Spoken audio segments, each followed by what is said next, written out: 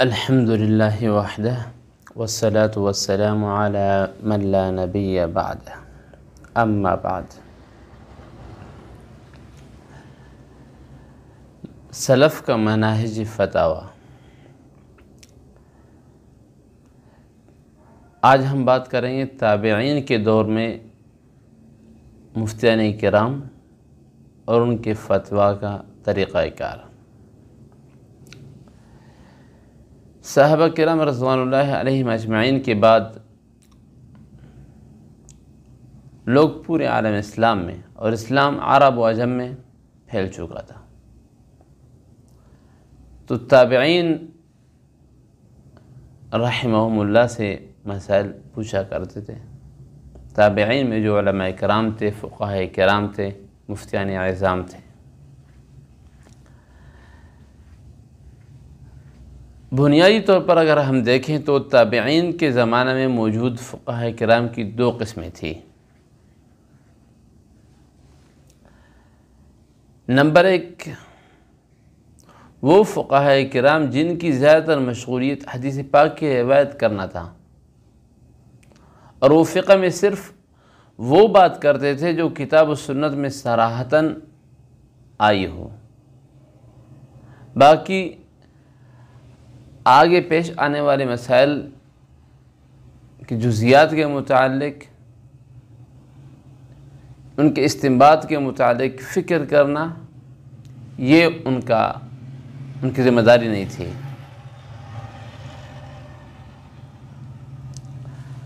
تو وہ لوگ بس صرف اور صرف اسی کو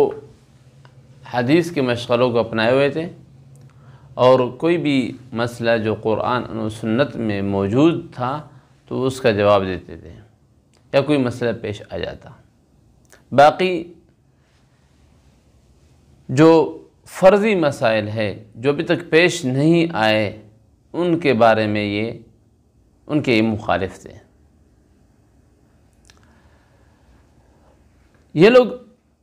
حدیث ابو سلمہ بن عبد الرحمن سے استدلال کرتے تھے۔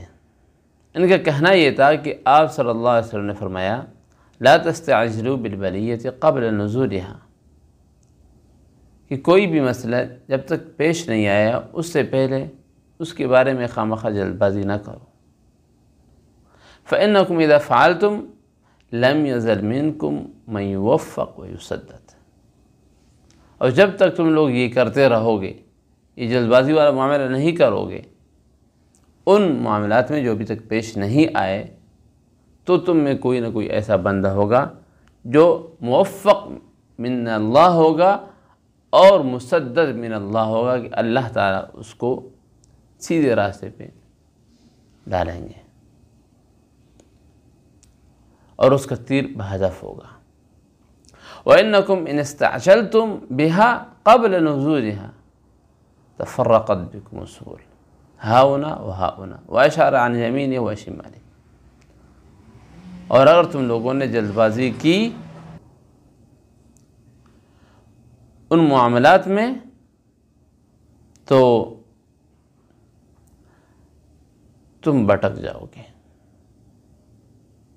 کئی راستے ہوں گے، ان میں ادھر ادھر بھٹک جاؤ گے، اور آپ صلی اللہ علیہ وسلم نے اپنے دائیں اور بائیں طرف اشارہ کیا۔ اور دوسری حدیث اسی طرح حضرت ابن عمر رضی اللہ عنہ سے مروی ہے کہ وہ فرماتے تھے کہ ان سے کسی نے پیش نہ آنے والے باتوں کے متعلق پوچھا تو آپ نے ان کو منع کرتے ہوئے فرمایا کہ حضرت عمر رضی اللہ عنہ اپنے والد کے متعلق کہ حضرت عمر رضی اللہ عنہ ایسے شخص پر جو نہ پیش آنے والے مسائل کے بارے میں پوچھتا ہے، لعنت کرتے تھے۔ تو یہ دو دلیل بطور نمونہ کے پیش کیے، ورنہ یہاں اور بہت سارے دلائل ہیں جو آپ اصول الافتاء آدابہ کتاب کے اندر پڑھ سکتے ہیں۔ دوسرا فریق تھا، دوسری قسم جو فقہاء کرام کی اس وقت تھی، وہ تھے جنہوں نے اپنے آپ کو فقہ اور فتویٰ کے لیے فارغ کر دیا تھا، کہ صرف احادیث و آثار کی روایت نہیں کرتے تھے یہ لوگ، بلکہ وہ مسائل جمع کرتے اور جزیات کی تفریح کرنے میں بھی خوب کوشش کرتے تھے۔ اس لیے ہم دیکھتے ہیں کہ فقہ کی باب میں ان کا کوئی نہ کوئی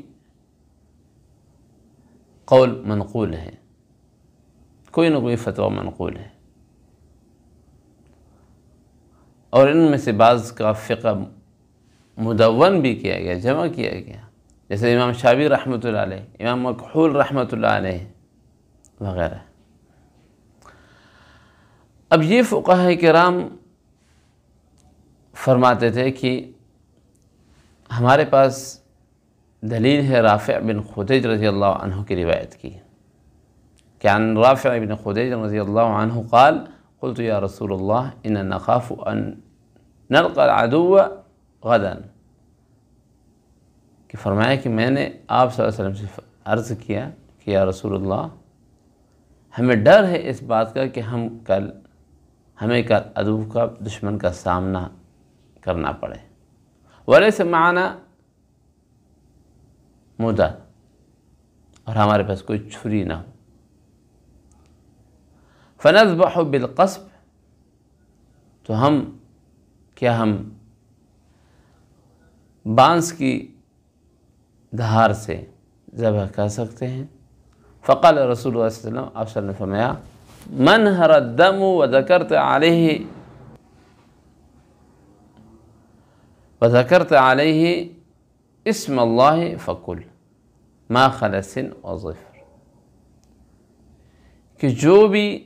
چیز خون بہائے اور آپ نے اس کے اوپر اللہ کا نام لیا ہے تو اس کو کھاؤ، سوائے ناخن اور دانت کے، یعنی ناخن اور دانت جو انسان کے ساتھ لگی ہوئی جسم کا حصہ ہے، اس کے علاوہ باقی کوئی بھی دھاری دار چیز ہو تو اس سے آپ ذبح کر سکتے ہیں۔ اور دوسری تو اس میں فرماتے ہیں کہ دیکھیں ابھی تک یہ مسئلہ پیش نہیں آیا، کل کی بات ہے، اور وہ کہے کہ کل ہمیں ڈر لگتا ہے، ہمیں خوف ہے اس بات کا کہ کل ہمیں دشمن کا سامنا کرنا پڑے، ابھی تک سامنا نہیں ہوا ہے، تو ایک فرضی مسئلہ ہے، ایک ابھی تک نہ پیش آنے والی بات ہے، جس کے متعلق صحابی نے پوچھا، آپ صلی اللہ علیہ وسلم نے جواب دیا، اس کے اوپر کوئی نکیر نہیں کی، کوئی مذمت بیان نہیں کی۔ اور اسی طرح یزید بن سلمہ رحمہ اللہ کی روایت ہے کہ وہ اپنے والد سے روایت کرتے ہیں کہ ایک صاحب رسول اللہ صلی اللہ علیہ وسلم کے پاس کھڑے ہوئے اور عرض کیا، اے اللہ کے رسول صلی اللہ علیہ وسلم، آپ کیا فرماتے ہیں اگر ہمارے اوپر ایسے امراء آ جائیں جو ہم سے اپنا حق مانگے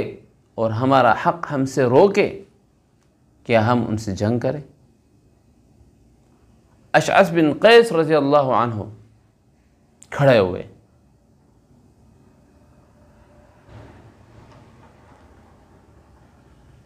اور فرمایا کہ تم کیوں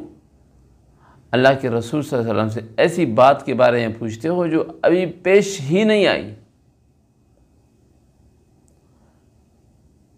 ان صاحب نے کہا کہ جب تک خود رسول اللہ صلی اللہ علیہ وسلم مجھے منع نہیں فرمائیں گے میں یہ سوال کرتا رہوں گا۔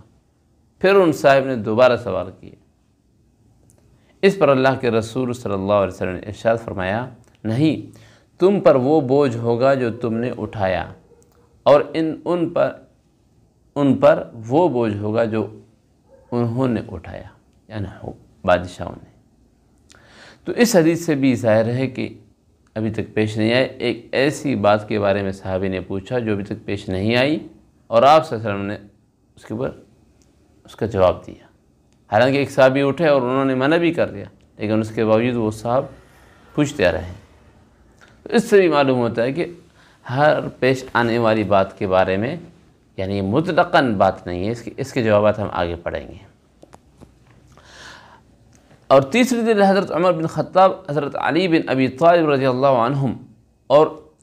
ان دونوں کے علاوہ دیگر صحابہ کرام رضی اللہ عنہم سے بھی یہ منقول ہے کہ انہوں نے نئے مسائل پیش آنے والے جو واقعات تھے